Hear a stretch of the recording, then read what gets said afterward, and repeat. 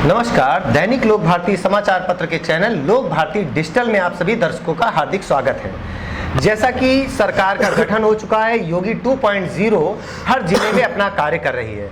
हम लोग हर जिले में जा रहे हैं, वहां की जमीनी हकीकत को जान रहे हैं कि ये जो नए 5 साल हैं उसमें योगी 2.0 किस तरह से कार्य करेगी, जिसमें हम प्रशासनिक लोगों के पास जा रहे हैं, राजनीतिक दलों के पास जा रहे हैं, विधायकों के पास जा रहे हैं, चेयरमैन के पास जा रहे हैं। तो आज हम लोग पहुंचे हमीरपुर जिला, जो कि बुंदेलखंड में आता बहुत ही पिछड़ा जिला है।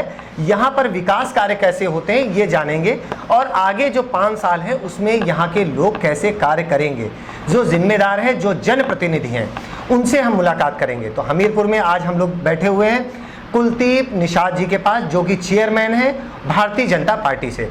उनसे जानेंगे कि एज ए चेयरमैन रहते हुए वो इस जो हमीरपुर जिला है, हमीरपुर जिले का जो शहरी एरिया है, उसमें किस तरह से कार्य करेंगे। तो सबसे पहले मैं स्वागत करूंगा उनका अपने चैनल पर। नमस्कार सर। नमस्कार। तो सबसे पहला प्रश्न मेरा ये रहेगा कि आप राजनीति में कैसे आए? राजनीति में मेरे जो सहपाठी लोग थे, मैं क्रिकेट खेलता था, उन लोगों के माध्यम से मुझे चुनाव लड़ा गया 2000 में सभासद का, और मैं चुनाव जीता। जी। तो यहीं से मेरा राजनीति में पदार्पण हो गया। और 2001 में साध्वी जी 2002 में यहाँ से विधानसभा के चुनाव लड़ी। उनके सानिध्य में आकर, उनसे जुड़कर, उनके माध्यम से मैंने भारतीय जनता पार्टी ज्वाइन की और आज 22 साल हो गए हैं भारतीय जनता पार्टी ज्वाइन की और राजनीति में मैं चलता हूँ। तो भारतीय जनता पार्टी ही क्यों, अन्य पार्टी क्यों नहीं? पहले तो उतनी समझ नहीं थी, किंतु अब है समझ। और भारतीय जनता पार्टी एक अपने भारत देश का, राष्ट्र का ऐसा दल है जिसकी मतलब सोच और विचार राष्ट्र के प्रति अधिक और चीज़ें कम। राष्ट्र चिंतन हम लोग ज़्यादा करते हैं और हम लोगों का मतलब ध्येय रहता है कि हमारी जो सरकार की योजनाएं हैं, अंतिम पंक्ति पर जो व्यक्ति है उस तक कैसे पहुँचे हमारी जन कल्याणकारी योजनाएं। क्योंकि आप हमीरपुर जिले से जुड़े हुए हैं, तो आपको क्या लग रहा है, क्या सभी जातियों के लिए पार्टी काम कर रही है? सब योजनाएं क्या नीचे तक पहुँच रही हैं? आज आप कहीं भी पूरे नगर में या पूरे जनपद में या पूरे प्रदेश में कहीं पूछ लीजिए, उत्तर प्रदेश सरकार और केंद्र सरकार की जो भी जन कल्याणकारी योजनाएं हैं वो हर समाज के लिए, हर वर्ग के लिए हैं। कहीं कोई देश की भावना नहीं है। जबकि पूर्ववर्ती सरकारें कुछ योजनाएं चलाती थीं, वर्गों का वर्गीकरण करती थीं, जातिगत आधार पर बंटवारा करती थी, लेकिन भारतीय जनता पार्टी में ऐसा कुछ नहीं है। अच्छा, सबसे बड़ा मुद्दा जो रहा इस बार विपक्ष का, एक बेरोजगारी, स्वास्थ्य व्यवस्थाएं, शिक्षा व्यवस्थाएं। स्वास्थ्य जो मंत्रालय है वो दिया गया ब्रजेश पाठक जी को उप मुख्यमंत्री बनाकर। तो अभी आपके जिले में स्वास्थ्य की क्या व्यवस्थाएं हैं? देखिए, हमारे जनपद में ये मुख्यालय है, जिला चिकित्सालय है, डॉक्टर्स है, लेकिन हाँ मानता हूँ कि डॉक्टरों में हमारे जिला चिकित्सालय में कमी है। हमारे यहाँ विशेषज्ञ नहीं है। और ऐसा नहीं है कि हम लोग, ये माननीय विधायक, सांसद गणों द्वारा प्रयास किया गया है, डॉक्टर्स आए हैं, बट वो ज्वाइनिंग करते हैं और किसी न किसी चैनल के माध्यम से अपना ट्रांसफ़र करा के यहाँ से चले जाते हैं, क्योंकि ये उनकी सोच में पिछड़ा जिला माना जाता है। तो इसके लिए क्या कार्य योजना रहेंगे? आप एक जनप्रतिनिधि हैं, आप चेयरमैन हैं, आपके यहाँ से दोनों विधायक भी भाजपा के हैं। अभी योगी जी का स्टेटमेंट आया था कुछ दिन पहले कि हर विधानसभा में हम 100 बेड का अस्पताल बनाएंगे इस कार्यकाल में। पूर्व में इसके पहले माननीय मुख्यमंत्री जी बांदा कमिश्नरी आए थे। उन्होंने हमारे हमीरपुर जनपद में एक, हमीरपुर मुख्यालय से 10 किलोमीटर के अंदर पड़ता है डिंगुआ रिठौरा, वहाँ पे पीवी मॉडल मेडिकल कॉलेज के लिए बोला था और 100 बेड का हॉस्पिटल स्वीकृत कर दिया था। तो हमारे दोनों उस समय जो माननीय विधायक गण थे, उन्होंने माननीय मुख्यमंत्री से अनुरोध किया था कि माननीय मुख्यमंत्री जी 200 बेड का हॉस्पिटल हो जाए। तो इसी 2.0 कार्यकाल में मुझे विश्वास है कि हमारा जनपद मेडिकल कॉलेज से युक्त होगा और इसका भूमि का चिन्हांकन, सीमांकन भी करा लिया गया है। ये पड़ता है डिंगुआ रिठौरा, वहाँ पे मेडिकल कॉलेज प्रस्तावित है। नहीं, मगर अभी हमने ज़मीनी हकीकत जानी, कुछ लोगों से जाना कि अभी जगह नहीं मिल रही, तो जगह क्या फाइनल हो गई? नहीं, जगह फाइनल है, मैं जा चुका हूँ। अच्छा। राजस्व विभाग ने सारा जो प्रक्रिया है वो कंप्लीट कर ली है और वो राजस्व विभाग की ग्राम सभा की ज़मीन है, वो चिन्हित कर ली गई है। तो कुलदीप जी का कहना है कि यहाँ पे जगह भी चिन्हित कर ली गई है और यहाँ की जनता को बहुत ही जल्दी 200 बेड का अस्पताल मिलने की उम्मीद है।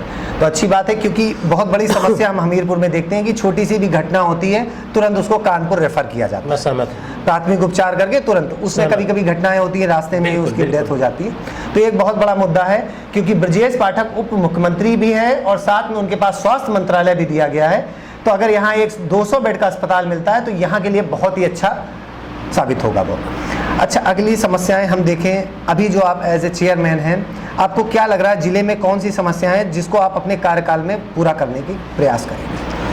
देखिए, बात नगर की हो तो नगर में आज पूरे नगर के अंदर आप लोग हैं, ज़मीनी हकीकत भी जान सकते हैं सड़कों के माध्यम से, और जो गलियां हैं उन गलियों को इंटरलॉकिंग सीसी के माध्यम से डेवलप कर दिया गया है। प्रकाश व्यवस्था भी ठीक है हमारी, अब साफ़ सफाई व्यवस्था भी हम अच्छी किए हुए हैं। अभी हाल ही में कल मैंने शासी अधिकारी को निर्देशित किया था, जो नगर विकास विभाग से लेटर आया था उसके अनुक्रम में, कि 12 सूत्री एक 60 दिवसीय कार्यक्रम जो प्रदेश सरकार की मंशा है उसके अनुरूप हमारे सारे सफाई नायक बख्शी सारे कर्मचारी कार्य करें, और दोनों पालियों में हम लोग सफाई करवाते हैं। हमारी सफाई सुबह भी होती है और रात में भी होती है। हमारे यहाँ एक सबसे बड़ी समस्या है, ये आपका NH 34 हाईवे है। जी जी जी। आए दिन हमारे यहाँ एक्सीडेंट होते रहते हैं। ये प्रमुख और सबसे बड़ी समस्या है हमीरपुर जनपद वासियों की। तो ये जो समस्या है देखते हैं, इसको खूनी सड़क बोला जाता है, बहुत सारे एक्सीडेंट रोज होते रहते हैं, इसका सलूशन क्या है? जैसा कि हम लोगों ने जानकारी की, हम लोग माननीय नितिन गडकरी जी से मिले, तो समाजवादी पार्टी सरकार जब थी 2012 से 17 के बीच में, ब्यूटी प्रोजेक्ट तहत ये रोड बनी थी। अच्छा। और इसका कॉन्ट्रैक्ट है 2024 तक, 2024 तक, और 2024 तक ये 4 लेन नहीं बनेगी। लेकिन अभी हाल ही में 2 दिन पहले समाचार पत्रों के माध्यम से जानकारी हुई है कि इस कानपुर सागर मार्ग को ग्वालियर से जोड़ा जा रहा है और ये 4 लेन बनना प्रस्तावित है। अच्छा। हाँ, तो बहुत अच्छी बात है, क्योंकि देखा गया है कि उसमें डिवाइडर ना होना एक बड़ी कारण है, ओवरलोडिंग जो है वो एक बड़ा कारण है, जिस कारण वो सड़कें ध्वस्त हो रही हैं, ध्वस्त होती है। जी।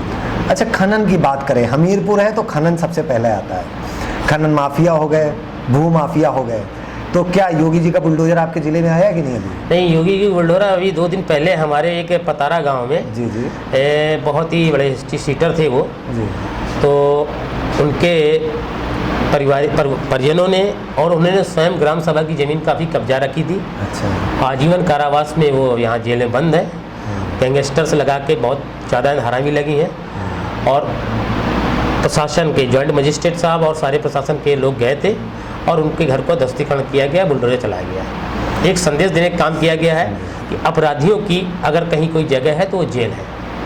तो जैसा कि हम लोग सुन रहे थे, प्रदेश में हम 200 किलोमीटर दूर बैठे हैं लखनऊ से, मगर यहाँ भी बुलडोजर ने अपना कार्य चालू कर दिया है। जो भूमाफिया है या जिन्होंने गलत ज़मीनें ले रखी हैं, सरकारी ज़मीनें, उनके ऊपर बुलडोजर चलने का कार्य चल रहा है।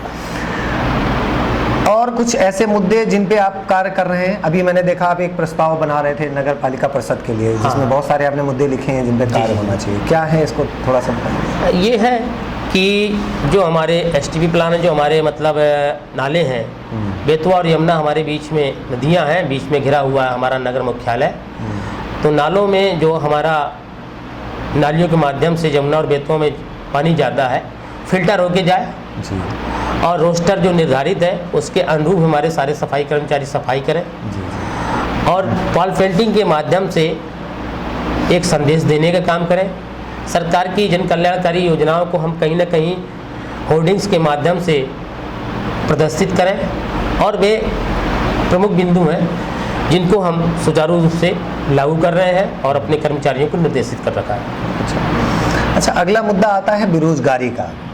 बुंदेलखंड में इंडस्ट्रियल एरिया आपका है, बहुत बड़ा एरिया नहीं है, थोड़ा सा है। तो जो युवा है उसके लिए क्या अभी कार्य हो रहा है? कुछ तकनीकी प्रशिक्षण केंद्र इस तरह का कुछ आप लोग का एजेंडा लाने का? कल ही एक अप्रेंटिसशिप मेला था। जी जी। वहाँ पर तकनीकी जो IIT के छात्र थे, जी जी, 700 छात्र इकट्ठे थे और 13 कंपनियाँ आई थीं। 13 कंपनियों ने 103 छात्रों का चयन किया था।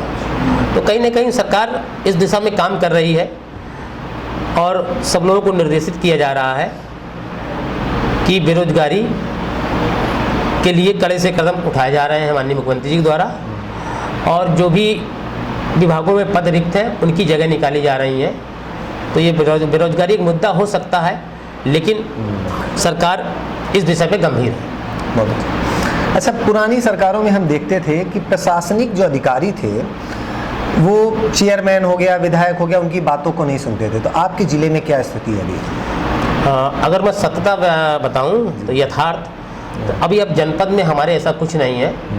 हम लोग कोई भी हो अधिकारी, किसी विभाग संबंधित हो, आदरणीय जिलाधिकारी महोदय हों, पुलिस अधीक्षक महोदय हों, या उनके अधीनस्थ जो भी अधिकारी हों, हम लोग जो कार्य कहते हैं, जो निर्णय कार्यकर्ताओं की बात रखते हैं, आम जनमानस की बात रखते हैं, पूरी गंभीरता से उस विषय को सुनते हैं और कार्य करवाने का प्रयास करते हैं। तो बहुत अच्छा देखिए बताया कुलदीप जी ने कि यहाँ पे जो भी प्रशासन है, जो मुद्दे लेकर ये जाते हैं उन मुद्दों पर कार्य होता है, और यहाँ का प्रशासन जो जिलाधिकारी महोदय हैं, एसपी महोदय हैं, वो सभी उस पर कार्रवाई होती है और उसको अच्छे से किया जाता है। और कोई संदेश देना चाहेंगे? मैं आपके चैनल के माध्यम से एक तो मैं सबसे पहले शुभकामनाएं देना चाहूँगा कि प्रिंट मीडिया के क्षेत्र में आप लोग अखबार निकलता था और समाचार पत्र पढ़ने को मिलते थे, लेकिन इलेक्ट्रॉनिक के क्षेत्र में आप लोगों ने पदार्पण किया है। मेरी शुभकामनाएं हैं आपके चैनल के लिए। आपके चैनल के माध्यम से आम जनमानस की जो समस्याएं दिखाई जा रही हैं, वास्तव में निसंदेह बहुत ही प्रशंसनीय है। मैं साधुवाद देता हूं आपके संपादक जी को और पूरी टीम को कि प्रत्येक जनपद में आप लोग भ्रमण करके जो समस्याएं हैं उन समस्याओं को उजागर करते हुए एक संदेश देने का काम कर रहे हैं, और साथ ही साथ जो राजनीति से जुड़े हमारे माननीय सांसद हैं, माननीय विधायकगण हैं, अध्यक्ष नगर पालिका हैं, उनको भी जागरूक कर रहे हैं उनकी जिम्मेदारियों के प्रति। और अगर आप जाएंगे, इंटरव्यू लेंगे, उनसे सवाल करेंगे, अगर उन्हें कुछ किया होगा तो निश्चित तौर पर वो लोग अपनी बात रखेंगे, अगर नहीं किया होगा तो उनको शर्मिंदगी उठानी पड़ेगी। और सबसे बड़ी बात है कि आप लोग फील्ड में घूम के ज़मीनी हकीकत जान रहे हैं, ये बहुत बड़ी बात है। इसके लिए आप सब लोग बधाई के पात्र हैं। बहुत बहुत धन्यवाद आपका। तो चेयरमैन कुलदीप निषाद जी हमारे साथ थे।